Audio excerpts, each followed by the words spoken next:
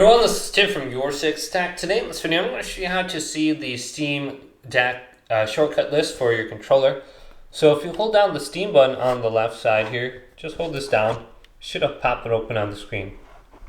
So just hold this down. So we have like add timeline marker, Steam plus Y, force game shutdown, Steam plus B, show keyboard, Steam plus X. And then we have like take screenshot, Steam plus R1. So you can just hold this down at any point in time. You can see all these. So I'd probably use it to maybe take a screenshot or force close a game. And then I believe if you turn on recordings, it'll be Steam button plus A to start a recording if you have that turned on. But here's all the different buttons.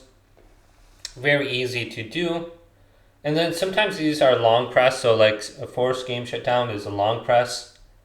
And then it says release press, show keyboard. So just look at that on the left side here so you can see. Very easy. But hopefully this video did indeed help you out. If it did, leave it a big thumbs up and subscribe to my channel down below for more technical videos coming up next on Your Six Stack.